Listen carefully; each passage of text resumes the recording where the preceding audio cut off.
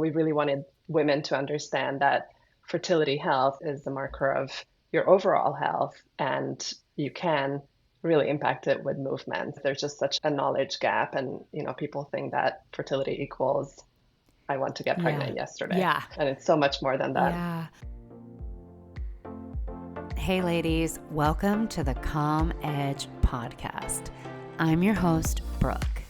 Does it feel like your brain is stuck in overdrive, spiraling, scanning, second guessing, and keeping you up at night?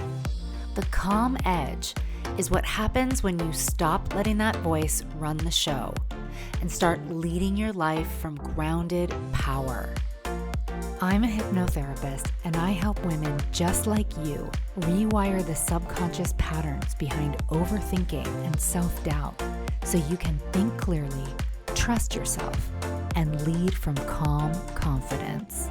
Let's dive in. Today's guests are Marta Hahn and Zsofia Jameson, co-founders of the Fertility Class, a movement-based method designed to support hormonal balance, healthy cycles, and fertility naturally. Both Marta and Zsofia overcame their own fertility and hormonal health challenges through movement, nutrition, and holistic practices, which ultimately led them to do this work. Drawing from backgrounds in health coaching, dance, entrepreneurship, and even fashion, now they're helping women around the world reconnect with their bodies and reproductive health in a completely new way. Thank you both for being here today. Thank you for having us. So much. Thank you so much for having us. So both of you came into this work through your own experiences with fertility and hormone challenges. Can you take us back to each of those moments and what led you to explore natural approaches to healing? Yeah, so I had my own health challenges going back to my teens and 20s. I had pretty bad polycystic ovarian syndrome, which as of yesterday is called not PCOS, but PMOS. But basically it just meant that I had very few cycles a year. I had really bad, painful acne, and this is something that I struggled with, from pretty much puberty. And it was beautifully, quote unquote, beautifully masked by birth control pills for 10 years. So it's not something that I thought about. As you mentioned, there was a bit of fashion involved, not just a bit, actually, quite a bit. I was in the fashion industry for 10 years. And this was kind of out of sight, out of mind for me until I got married in my 20s. I started thinking about how am I going to have kids if I don't even have my cycles. And I just had this light bulb moment where I thought, I have to get to the root cause of this and not just keep masking, which is what was the advice of doctors. And so I really just went on a deep dive, nutrition, all kinds of, various therapies, as I think a lot of people that are trying to address their hormonal health and fertility. And eventually I came across fertility exercises in Hungary, which is where both Marta and I are from.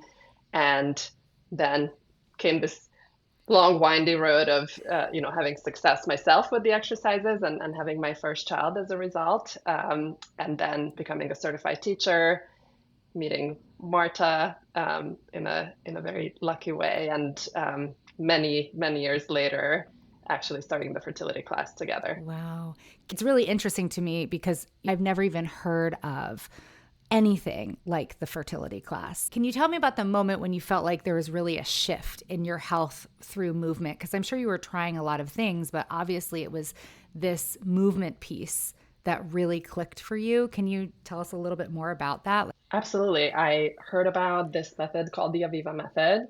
I, as probably a lot of people that even come to us now, was quite skeptical because just thinking about movement, connecting movement with your menstrual cycle, with fertility, just didn't even make sense to me, really.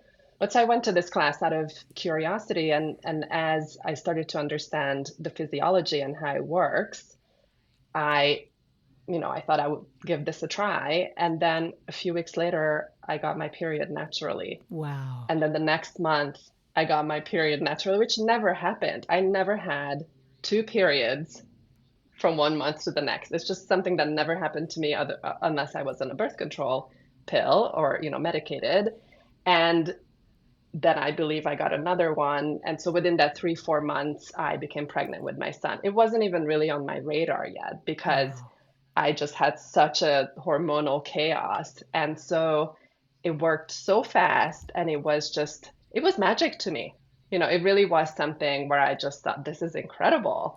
And so once I gave birth to that child and stopped breastfeeding, I went back and became a certified teacher because I just thought this is something that I need to pass on to other women. I really felt a responsibility once I had this knowledge, and yeah, so that was really the it came from that first natural cycle, and then it just kind of never, my curiosity about it never stopped. Wow. Marta, would you share your story? Yeah, I would love to. So similar to Zofia, I had first irregular cycles, then my cycles went completely missing, and that was from late teens all the way to my early 30s. And I didn't ovulate, menstruate. I had really bad acne covering my entire back, my face. And at the time, I just didn't connect that all these symptoms were due to my lifestyle. I was a competitive ballroom dancer, so we trained every single day, 3, 4, 5 hours on the weekend competitions, traveling. And on top of that, there was like just tremendous pressure on us to look skinny, be skinny, whatever it takes. And it wasn't just me, it's all the girls at the dance studio. And for me, it resulted my fertility, my menstrual cycle shutting down for decades long.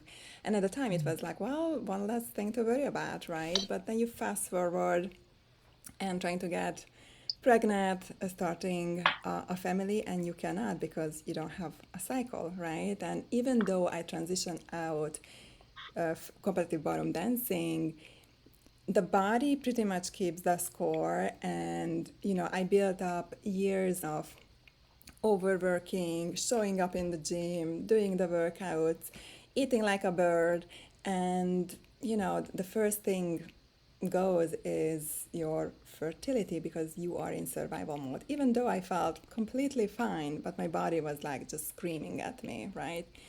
So, as I said, I left competitive ballroom dancing behind, became a yoga teacher.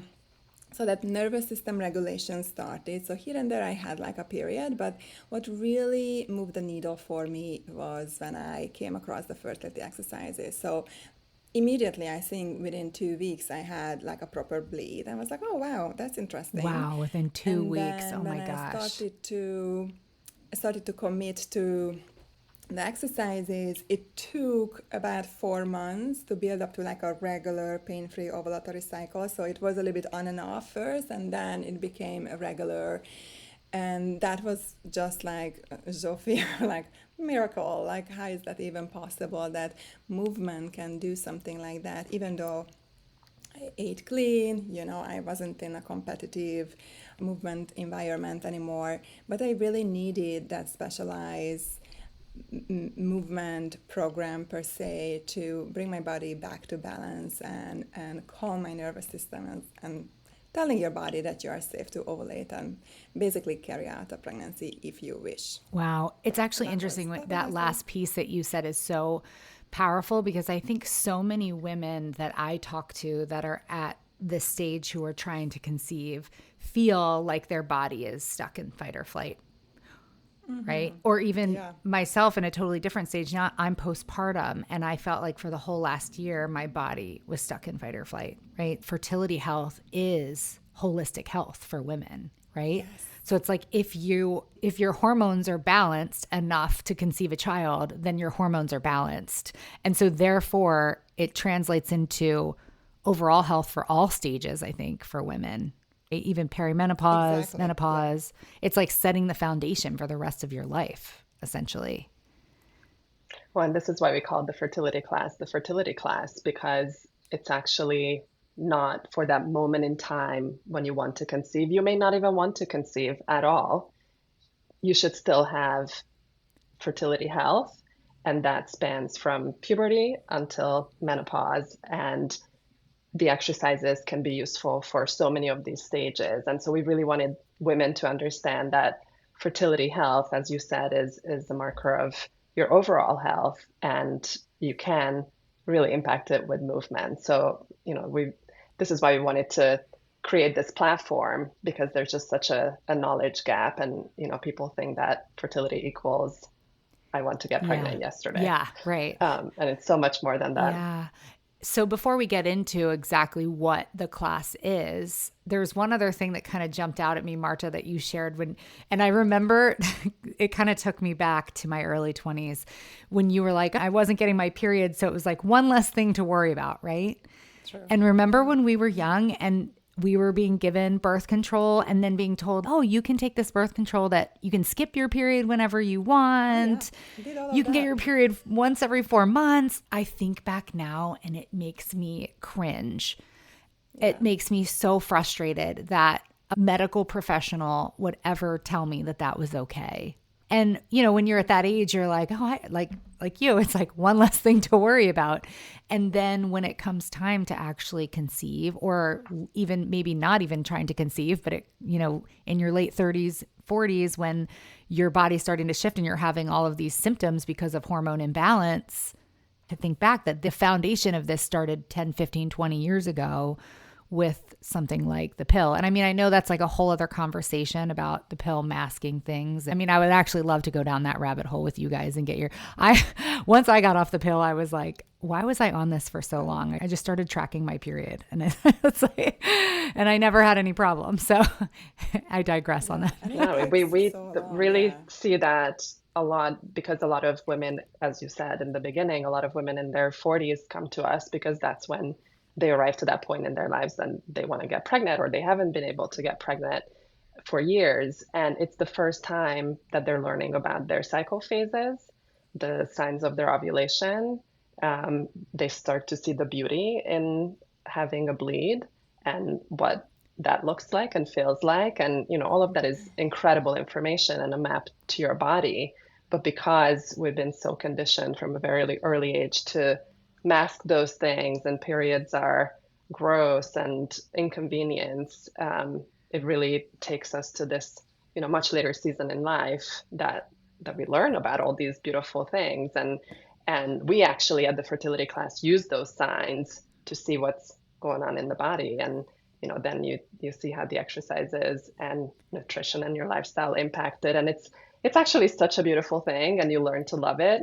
But it should really start from your first period or even before, to get this education. And not only that, but it's also infuriating that, you go to your doctor and then whatever reason, for me it was like bad acne and, not having a period, but they put you on the pill, which is like a Band-Aid solution, but they never tell you that, oh, by the way, this pill gonna have an impact on your gut health, right?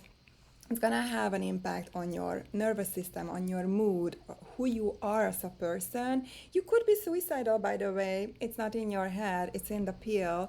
You might choose a different partner because all those signaling are different, right? So there was just zero conversation around this. And little did we know, we just popped the pill and like, well, Yeah. cool. It's Yeah, wild. so it's just like, I'm glad that there is conversation there around it, right? Most of them coming from functional doctors. And it's much needed, especially for the younger generations, because, the younger you start educating and spreading the knowledge, they can make a more educated decision over, am I going to take it or not? And for some, it's totally fine. Right. But for some, it's just like a rabbit hole you go down, and when you're trying to get off, you just like 10, 15, 20 years later, you just left, amazed that like, well, all my problem came back, but like tenfold. Yeah. So it's just like there should be more conversation and education around this. Yeah. Well, I mean, especially in the US, the level of healthcare that women get here, it's like I go to my gynecologist. She knows nothing about my hormones. It's just not part of her training. It's not part of what she does. There's no like, let's test your hormones. I mean, I've spoken on my podcast before about I had endometriosis and really intense painful periods before I had my son. I was taking like 17 Advil a period over like a 3-day period and still not functioning, like still just in so much pain, could barely work, could barely do anything for like 3 days. And I had a gynecologist tell me, well, I should just take more Advil and start it sooner. Like start the Advil before the pain starts.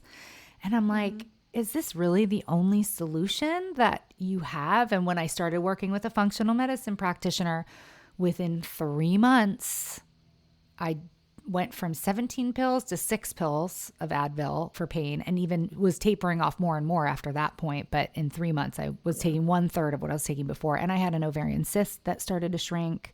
And now those symptoms are actually, I would say, like 95% gone at this stage. Granted, there's some other hormonal things that came into play with pregnancy and postpartum and all that, but it's just wild to me that a gynecologist who is supposed to be a reproductive health medical professional knows nothing about hormones.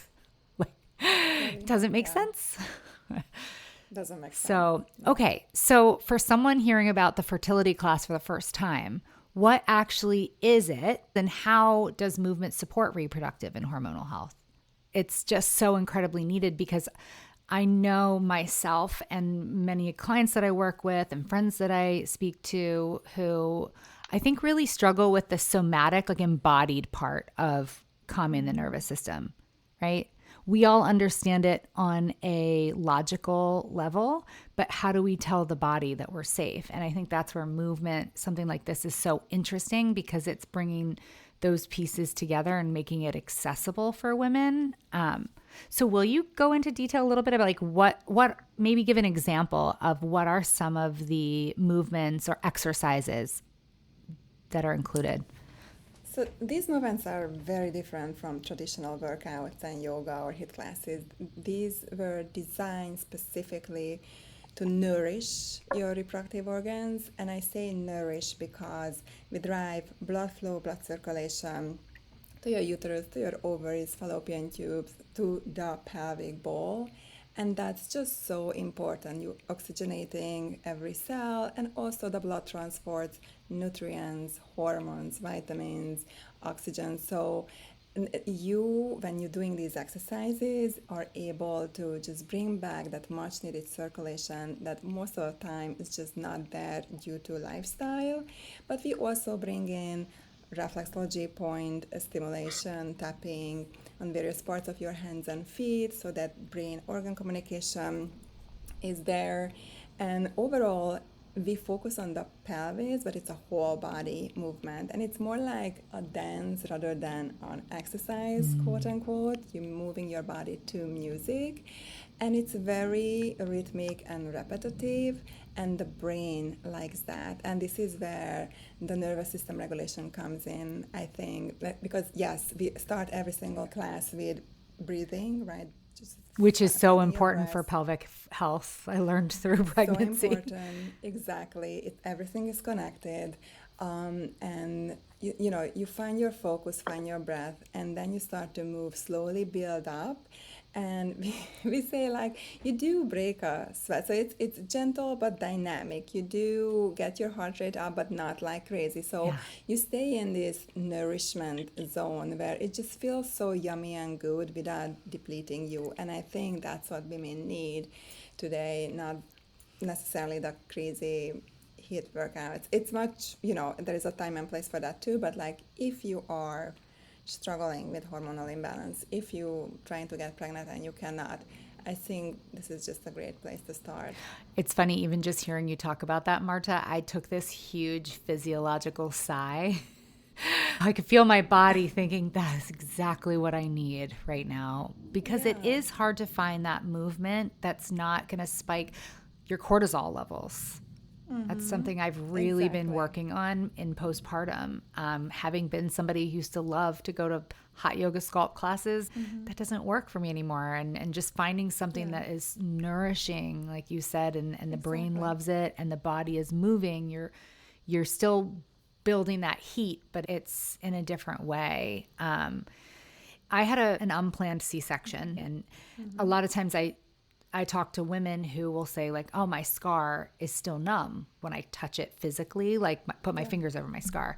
And one thing I did learn through pelvic floor PT is you have to touch your scar and talk to your scar and really engage that part of the body. But it took months of really intentional breathing and being intentional in exercise classes. And I have a yoga background. So as a teacher, I was able to bring that through. But I think that there are so many women who don't even realize that for pelvic floor health, like what you were just saying, it's so important to reconnect. And especially after a C-section, your brain almost wants to disconnect from that part of the body because it feels a little traumatic, right? And so it's really important to reconnect through the breath and through movement. So I'm going to be signing up for the fertility class as soon as I get off of here. And please do so. But I love what you said. Like, yes, there is an emotional part of, if you had a C-section, the trauma, but also physiologically, you also need that blood flow there for tissue repair and scar repair. And it's not too late. Even if you gave birth like 10 years ago, you can still benefit from these exercises and help to heal that area. Sooner the better, of course. Yes. But it's never too late. Yeah. I would also just add, the same way we talked about this, embarrassment of periods and not wanting to deal with it, quote unquote. It's the same thing with any kind of pelvic hip movements for women. It's something that we've been told it's slutty, it's, you're not comfortable doing it. Some people haven't done it at all. We spend so much time sitting, and there is just so much as a result: pelvic congestion, weakening of pelvic floor muscles, as well as all of these muscles. So, this is not just pelvic floor that we're working. We're actually working these really deep muscles that surround our entire reproductive system. And so through all this sitting, the stressing, the hunched back sitting, and allowing the weight of our entire diaphragm to weigh down onto our pelvis all day, it really constricts blood flow. It really weakens these muscles. And with movement, you can address a lot of these things. So, people will be told that, for example, they might have pelvic congestion with endometriosis, and, there is medication for that, but movement is so much more effective. And then on top of that, you're also addressing your nervous system and, so many other things. The root cause. So movement is medicine. Yeah. So this really is movement as medicine. And we like to talk about it as therapy in some way, like physical therapy for your reproductive system, because you can address all of these things, and then you start getting little messages. And, it may come from someone that just actually started with us, who actually has endometriosis, just commented in our community yesterday to say that she actually had physical therapy for her pelvic floor, and this was the best session that she's ever had. So she's strengthening her pelvic floor, as well as, that's almost like a bonus to what we're doing, because there's so much more there. I'm also thinking, also postpartum with hormone changes and breastfeeding, I would imagine this probably gives a nice boost in libido as well, right? Because your hormones are rebalancing. You're getting all the blood flow back to the pelvic floor region. So, which is another area that most women are told, like, well, here's a cream and like, good luck, right? Exactly.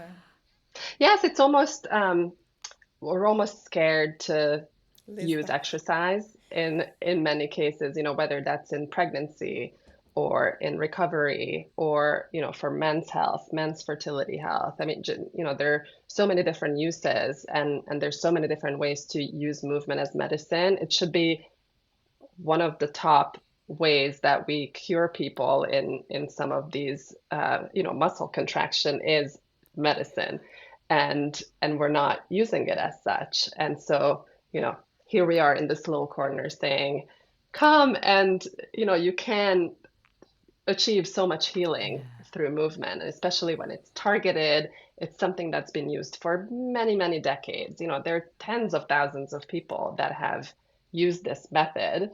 It's just it was taught in little dusty yoga studios in Eastern Europe. And you're bringing And it not to the on this, world, which is amazing. yes, and yeah, and so important for us to make it modern, to make it accessible for women anywhere, because you should be able to practice. I mean, we have technology now, and you should just be able to open your iPad or your laptop and just do this half an hour movement, and you don't have to think about it for another 2 3 days. Yeah. So it's really convenient, because the way we learned it was so inconvenient Oh and my so goodness. difficult. So that really was the driving force Yeah. here. And it's beautiful because we have members all over the world, I think on every continent. And it's just, I mean, we couldn't ask for, a better job in that sense, Yeah. to be able to spread the word like this. It's amazing. But I also want to add to that that it's, I know when we say fertility, it's kind of, for many people, it's like, oh, if I want to have a baby, then I should do this. But it's so much more. There's a long list that you can achieve with these exercises, because everything is going back to the endocrine system, to your hormones, boosting your ovulation, is PMS symptoms. It also helps with perimenopausal symptoms, as you said, with libido, if it's hormone related, extra weight on you, if you're trying to recover from gynecological surgery. So there are so many ways to use these exercises. And yes, we usually hyper focus on women who are trying to get pregnant, but you don't have to have that goal. If you have irregular cycle and you just want to have a regular pain-free ovulatory cycle, you can start today to fix your fertility health. And as Zsofia said, these exercises have been around for 60 plus years and have been used successfully around Eastern Europe and Israel mostly, but hopefully with the help of the digital world now, it's going to spread and people will feel the benefit of these exercises everywhere. Yeah. So, Zsofia, I was reading in your bio that you were told that you might never conceive. And I think so many women are told things like this. This is just how your body is. I just had a client share that she was told she had a 5% chance to get pregnant, and now she's pregnant, right? So what do you wish women understood about the body's capacity to heal and rebalance? Our bodies are incredible. We have women who come to us. You can sign up and practice on your own, but we create personalized plans for everybody based on their situations, and they can sign up for one-on-one conversations, complimentary conversation. It's either Marta or I. And when women come to us, they're broken because they've been told at 37 years old that they're geriatric, not Yeah. pregnancies, but I was told women that. who want to get pregnant. That their markers are so low that they should get donor eggs. Unexplained infertility, so they walk away with no information. 6, 8, 10 rounds of egg retrievals and IVFs, and no embryos. So we hear it all, and so they come to us as broken women. They cry through these 30-minute phone conversations, and we have seen people turn things around, and there's no promises. This is not a magic pill. It might take you a month or two. It might take you 12 months. I mean, we just, it really depends on so many things. But we have seen women who started exercising with us, and 6 weeks later, they send us an email to say, well, I haven't gotten my period. What should I do now? And I said, well, if you're definitely not pregnant, then do XYZ. And then they take a pregnancy test and they're pregnant. So, that we see people get pregnant within literally a couple of months. Wow. And your body can heal in such an incredible way. And you have to believe that, and you have to want to do that for you. And then, then you have a fertile body, hopefully, and conception happens. And again, I mean, I don't want to give false hope to anybody, but I can tell you that your body is amazing. And I mean, we're proof. My body started changing within 4 weeks after, I don't even know, 15 years of, having this severe PCOS. Same for Marta, same for so many of our members who who haven't had cycles in Yeah. years. And within a month, 2 months, 3 months, they can get their cycles back. So the body is amazing. You have to advocate for yourself, and and you have to take care of Yeah. yourself. That really is the foundation of it. Have a little bit of patience, and just do those foundational things. It's not about doing more and more and more and more and more. It's really just taking good care of your body through Yeah. nutrition, movement, sleep, stress relief. That's the foundation of fertility health, and it's available to 98% of Yeah. people.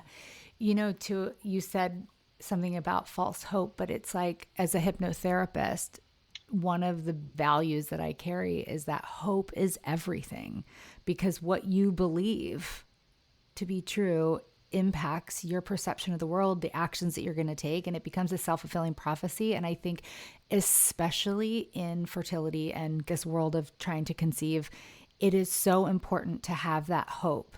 And so a program like this that gives women hope is so powerful. By false hope, I meant, it might not Yeah. happen to you in your next cycle. Right. Like, I don't want people Right. to come to us and think they'll be pregnant Immediately. next Right. month. It could happen to you, but our bodies, our entire functioning, what we talked about when it comes to our cycle. I mean, the reason why your body is cycling every month is because it's getting ready to conceive for a pregnancy. Yeah. How many thousands of times through your lifetime, or hundreds? I don't know. I should know the number. We'll um, have to ask but ChatGPT but on that yes, one.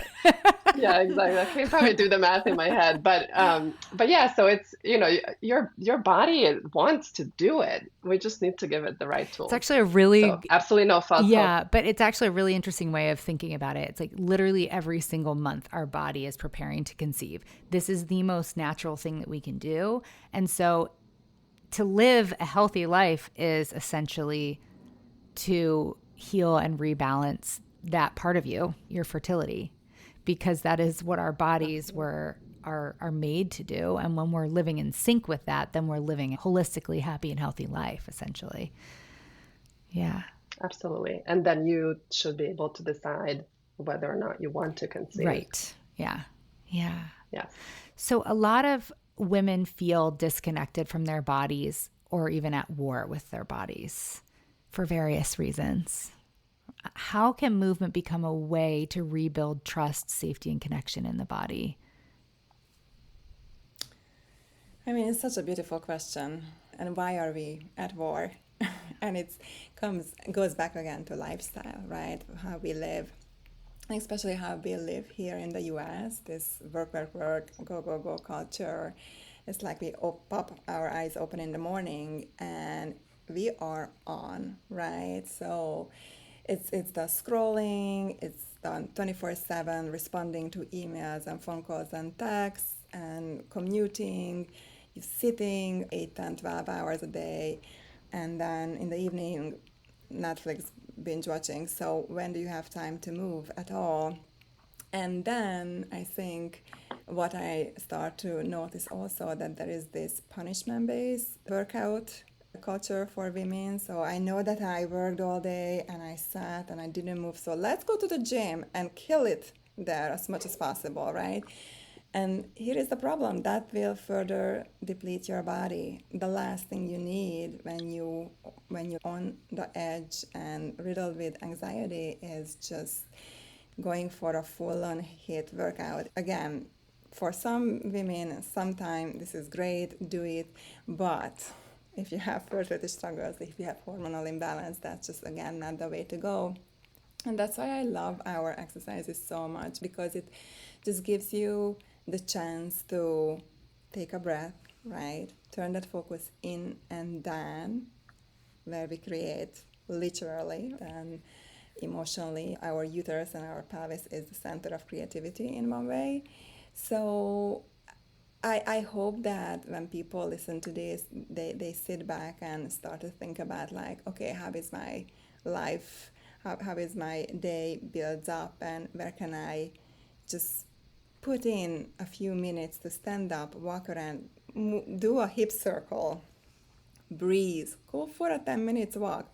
park further away, walk into your office, whatever it is, because I do believe that you're gonna make time for whatever you wanna make time for. And these exercises are amazing. You can sign up, but if you don't do them, they're not gonna help you. So it's just showing up in a right way. And what's beautiful about our exercise is that it's 30 minutes and 3 times a week. All you need. They are very powerful, impactful. That heat that you create, that messaging, the brain organ communication that you trigger, that stays there for a while. And you see it week by week, cycle by cycle, that things change. The cervical mucus changes, your mood changes, the flood becomes a flow, or if you never had anything, then you have a flow. So it's just quieting down that inner ego of like, I need to show the world and myself that I can do it all. We know that you can do it all. Like, I'm speaking from experience, like, we can slay dragons all day long, but like, do we need to? I think that's it. Just go back to basics and give yourself a chance to resettle and find your inner voice and allow yourself to rest, because you cannot work without rest. You need to recharge. I love that so much. We know you can do it all. We know. Yeah, we do. I love that. It's like, we don't need to prove it anymore. Yeah. And also you touched a little bit on one of my other questions, which is logistics, right? Because we do all have a lot going on. So 30 minutes, 3 times a week can make that big of an impact. I mean, that's really powerful. Exactly. These little tiny and it's tweaks. Intentional. Like, everybody should have that much time for herself, right? And we have men exercises, so for the men too. Oh, like, interesting. There's exercises doable. for the men. Tell me a little bit more about that. I just assumed it was all women. Oh, no. 50-50. 50% Yeah. of the 50% of the equation Right? is the men. I know this. I should have known. Yes, unfortunately, all eyes are on the Is women. it the same but class the men for women are... and men, or is it different types of movement for men and women? It's actually a completely different set of classes for women, and it's our women's classes are demonstrated by Marta, and we have our men's classes are demonstrated by a male colleague of ours. And the difference with the men's exercises is that, again, it's easier than for women. Why wouldn't it be? But you can almost do it as snacks throughout the day. Or, you don't have to, for the women's, you do need to do the 30 minutes to achieve this warmth and this blood circulation, blood flow to your reproductive organs. For men, pelvic floor health is actually really important. So those muscles are so important for erectile function, for prostate health, which is directly related to sperm health, motility, mobility, and quality. And so our exercises address the male pelvic floor. There's a lot of chronic tension in men. So certainly, my husband has a very hard time stretching. There's just a lot of tension and something that you want to stretch out again to promote this blood flow. We tap into reflexology points, so parts of the heel that are directly linked to the hormone producing glands. And men see a difference and feel a difference very quickly. And so, we get feedback after just one class. This is from fascinating. men that they feel the difference. Yeah. So they can just do literally 10 minutes every day, every other day. Our classes are about 20 minutes for men. It's great if they can do it. They can also join their partner for the female exercises. They can be therapeutic to do the exercises and to do it together. It's great for the relationship. It's great for that bonding. But the men's exercises are separate.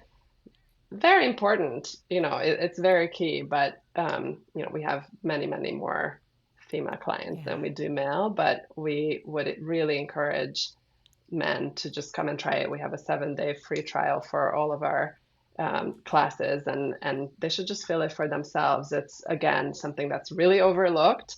It's very important. There's a lot of medication that goes into male fertility, but again, movement can do a great deal, and sperm health can be improved in a much shorter amount of time than it can be for women. So, highly, highly That recommend. is fascinating. Wow. So, what are some of the biggest misconceptions that women have about fertility or hormone imbalance or even PCOS that you wish we could collectively unlearn? I probably just gave one away there a few minutes ago when I forgot to even consider the fact that men are 50% of it.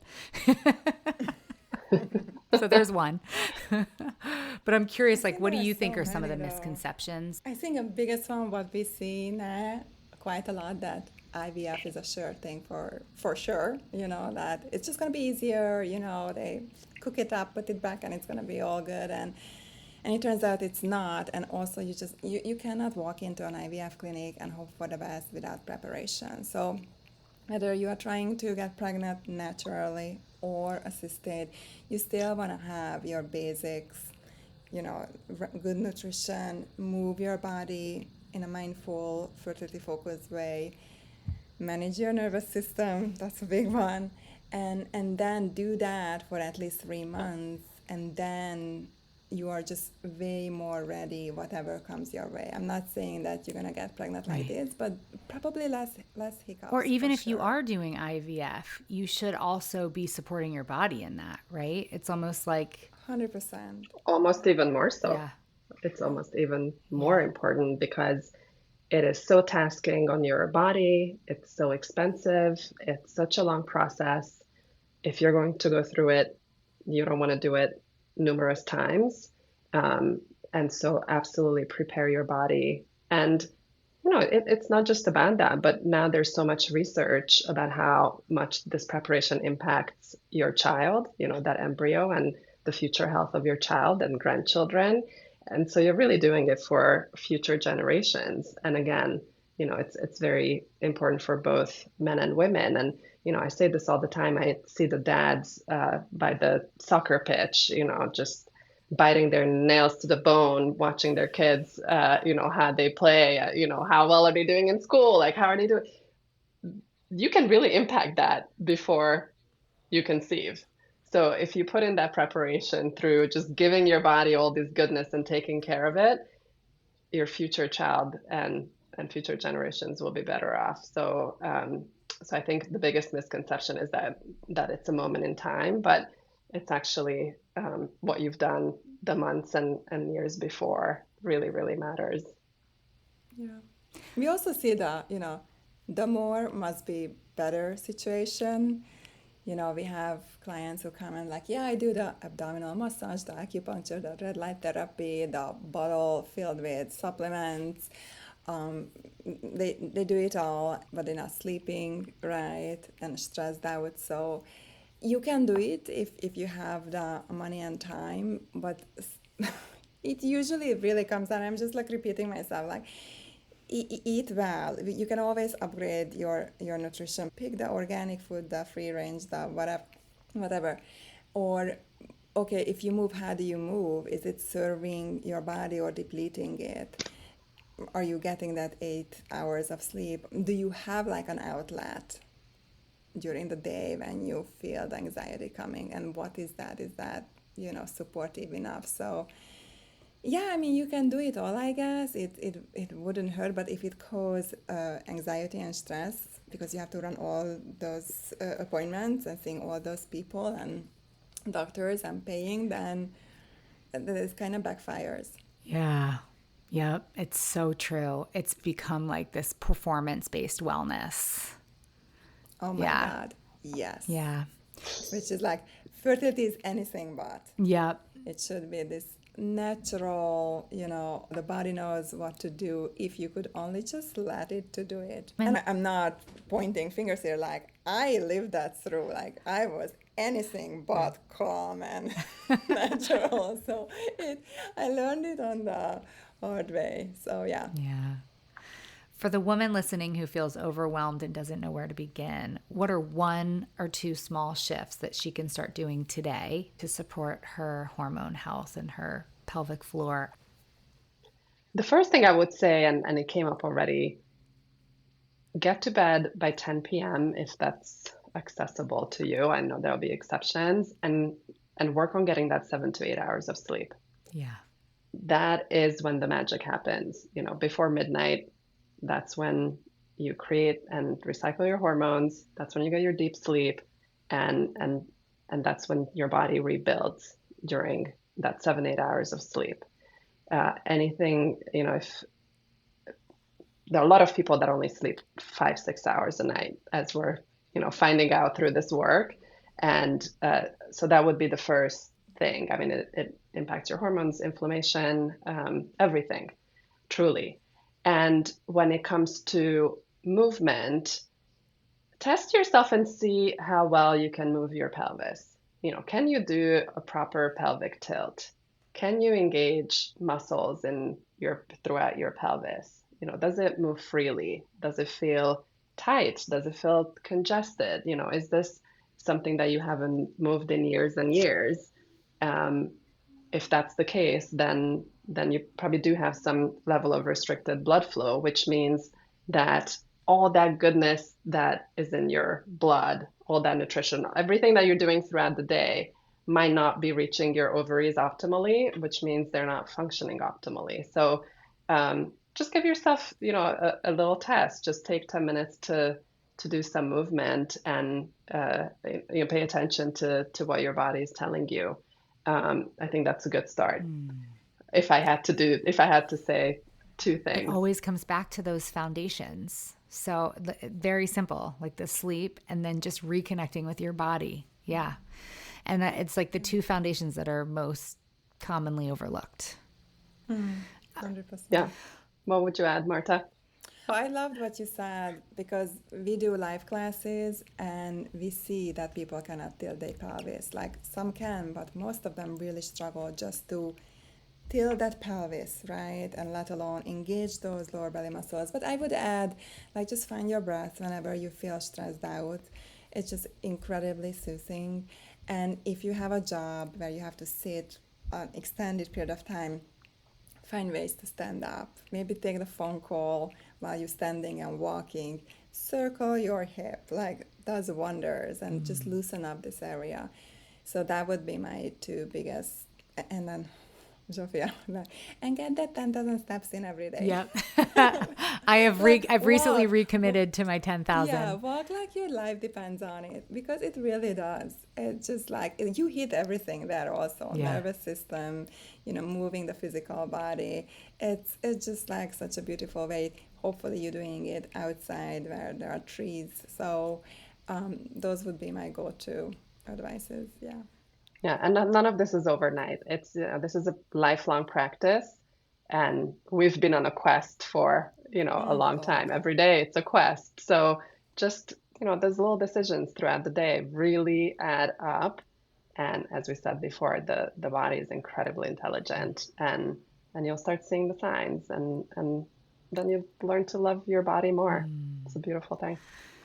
Yeah. Ladies, it has been so wonderful having you on today. Why don't you tell everybody where they can find you and they can get their 7-day free trial? If you want to visit our website and read more about the method and sign up and try us out for 7 days, join our community, feel the difference in your body.